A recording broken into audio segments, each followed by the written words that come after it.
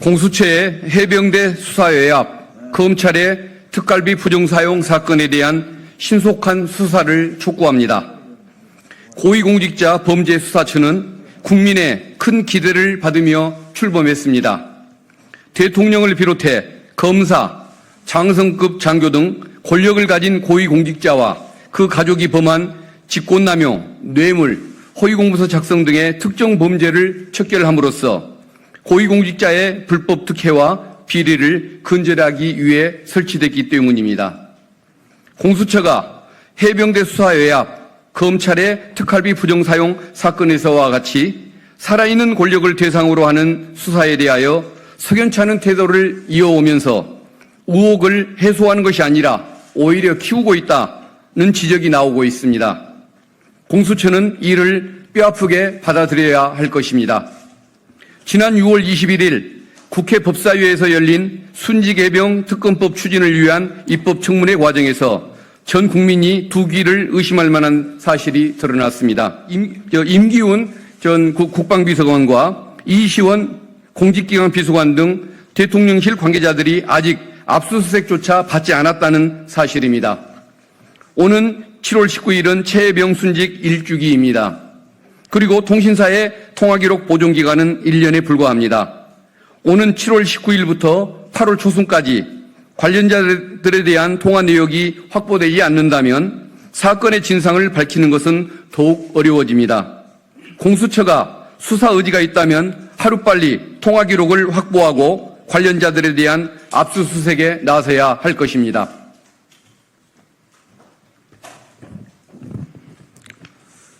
청문회에서는 이종섭 전 국방부 장관으로 하여금 임성근 전 해병대 1사단장에 대한 수사 이첩 결재를 하루 만에 뒤집게 만든 02-800-7070 전화 회선의 설치 장소와 실제 사용자에 대한 의혹이 제기됐습니다.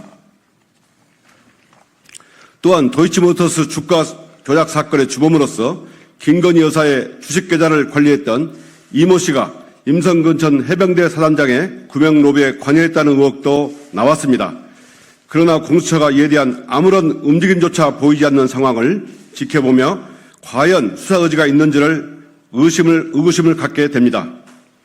이 사건 관련자들이 입법청문회에서 상식에 어긋나는 증언 선서 거부, 진술 거부, 거짓말 등으로 일관한 점을 비추어 증거 은닉 및 상호 말을 맞추는 등의 방법으로 증거를 인멸할 가능성이 높습니다. 순직해병 특검법이 지난 4일 국회 본회의를 통과했지만 대통령이 거부권을 행사하거나 공포 시기를 최대한 늦출 것으로 예상됩니다. 특별검사가 관련자들의 2023년 7월 19일부터 2023년 8월까지의 통화 자료를 확보하는 것이 사실상 어렵다는 뜻입니다. 공수처는 하루빨리 대통령실 비서관들, 이모 씨 등을 상대로 압수수색 및 통신자료 확보에 나서는 등 수사를 진행해야 합니다. 공수처 검사와 간부들에게 경고합니다. 여러분들이 이와 같이 당연한 수사를 진행하지 않거나 평검사의 수사 진행에 필요한 결재를 거부한다면 직무유기죄나 직권남용죄 등으로 법적 책임을 지고 국민 앞에 고개를 들지 못하는 상황에 직면하게 될 것입니다. 참고로 김진욱 전 처장과 여운국 전 차장이 퇴임한 이후에 이 사건 수사가 특히 지지부진하게 된 현상과 관련하여 직무 대행자들의 역할에 주목하고 있다는 점을 말씀드립니다. 공수처가 수사 의지를 보여야 할 사건은 더 있습니다. 더불어민주당은 지난 4월 17일 검찰의 특수활동비에 대하여 업무상 배임과 직권남용 등의 혐의로 윤석열 대통령과 한동훈 전 법무부 장관을 공수처에 고발했습니다. 여러 시민단체에서도 검찰의 특수활동비 오남용 의혹을 받고 있는 이원석 검찰총장을 공수처에 고발한 바 있습니다.